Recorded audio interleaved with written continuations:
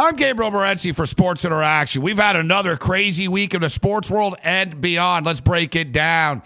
The never-ending National Hockey League playoffs continue. We're finally down to the Final Four. We had another no-hitter tossed on a Major League Baseball diamond. We had a triple overtime, epic, classic affair between Oklahoma City and Memphis. It was the end of the Los Angeles Lakers, the Boston Celtics demise as well. Albert Pujols and Jim Henry's hug, the most discussed hug since Monica Lewinsky and Bill Clinton. Let's start there. Let's get that out of the way. Albert Pujols. If there's one guy and there's one player that you cannot question his integrity, it's Albert Pujols, one of the best players on the field and one of the classiest guys in the league off the field. Now, he hugs Chicago Cub general manager Jim Hendry, and all hell breaks loose. As I stated, a hug hasn't been analyzed this much since Monica Lewinsky and Bill Clinton. Now, we better check Albert Pujols' uniform for stains, and that's not Gatorade that we're looking for.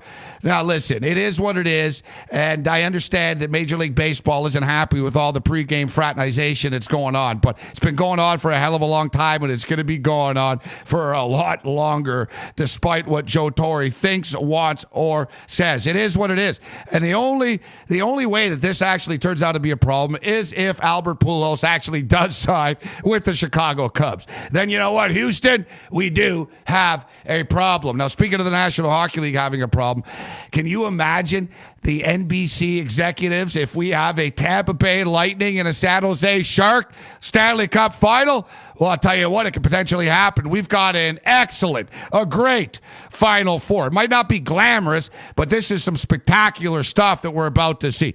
Boston and Tampa Bay. Now, the Boston Bruins have absolutely dominated the Tampa Bay Lightning over the years, but throw that out the window. And it doesn't even really matter that the Bruins beat the Lightning 3 times out of 4 this year, because the Lightning are red hot. The Lightning picked a good time to win 7 games in a row. If you're going to go on a 7-game win streak, I'll tell you what, the postseason is a good time to do it. I'm not going to discount the Tampa Bay Lightning. Now, I'll be honest, I'm not always right. What a surprise. In fact, I'm probably wrong more often. Well, it's close, but as they said in The Simpsons, when you're right 52% of the time, you're going to be wrong 48% of the time. But I never said that Tim Thomas isn't a great goalie. All I said that Tim Thomas gives up too many rebounds, and eventually it's going to come back to haunt him. But you know what? It isn't. It hasn't so far. Maybe it was just that matchup against the dreaded Montreal Canadiens. And it goes to show, I wonder how many other great Boston Bruin teams actually would have been able to do some real damage in the postseason if they didn't have to play the Montreal Canadiens all the time. And now we're actually seeing how good the Bruins can actually be. It's amazing that the Bruins find themselves in the position that they do, with their power play being as poor as it is. 2 for 37 on the power play. Now, doing some quick research for this series, and we've had a lot of time to prepare for it. We know that the Boston Bruins own Tampa Bay. We also know that the Boston Bruins own the Southeast Division for one reason or another. But the last 10 times that they played against Southeast Division, 8 times it went under the number. Although I have a feeling that Boston and Tampa Bay are going to be one of these weird series in which I don't think we're going to have a lot of one-goal games. I think maybe a team wins 4-1 one night. There's a blowout. Maybe there's a couple of close games. I don't really have a great feel. I have a better feel for the San Jose Sharks and the Vancouver Canucks, 2 perennial underachievers.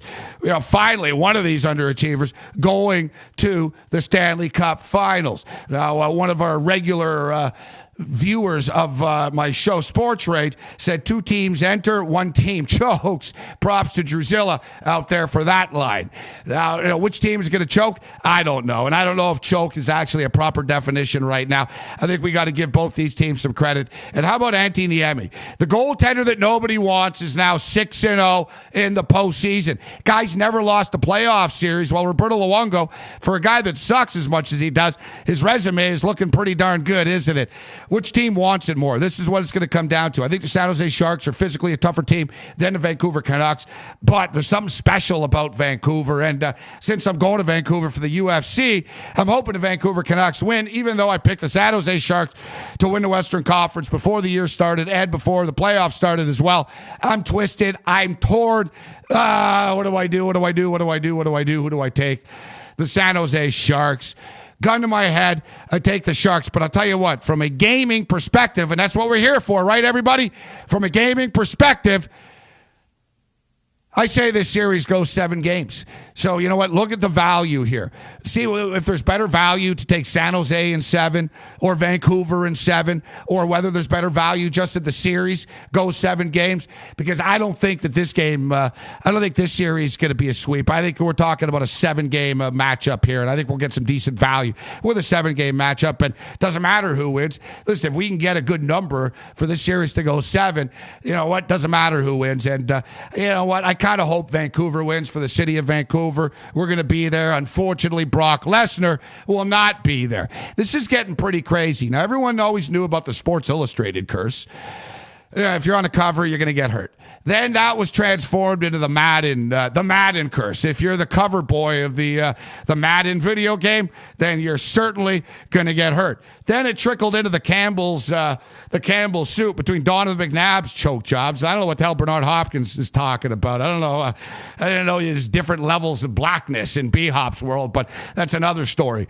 But yeah, the Campbell's soup thing. Look at Kurt Warner. Kurt Warner kind of overcame that curse, but there was a lot of people that had that chunky soup deal that then suddenly sucked and their careers are over with. We can go on and on with the supposed curses, but how about the Ultimate Fighter curse? Quinton Rampage Jackson, Rashad Evans, they were supposed to fight after the Ultimate Fighter. They eventually did, but it was anticlimactic after the A-Team and all that crap. It didn't happen at the end of the TV show. Last year, in Port Vancouver, it was supposed to be Tito Ortiz and Chuck Liddell. Instead, it was Rich Franklin, and Chuck Liddell gets screwed because he would have beaten Tito Ortiz, but instead he gets knocked out by Rich Franklin. Now this year, another Ultimate Fighter coach, and Brock Lesnar. Dude's got a hole in his stomach. And similar to Tiger Woods, Brock Lesnar will never be the same. There's a lot of weird things that are going on in the sports world. Like Pau Gasol's not playing, but Mark is. You know what I'm saying? A lot of strange stuff going on. Tiger Woods is done. So is Brock Lesnar. It's been a hell of a ride, but the guy's just never going to be the same fighter that he was. Speaking of fights this weekend, I'm going to lay it down on my boy. And just as we gave you Jay Huron last week, it wasn't easy, but the Thoroughbred got it done at the wire, just like Animal Kingdom. I'm going to lay it down on the Missouri Tiger. This guy's a badass wrestler out of Missouri. I know that Patricky, the Pitbull, the guy's great submissions, and he's flying, and these knockouts of the night and the year and all that type of stuff.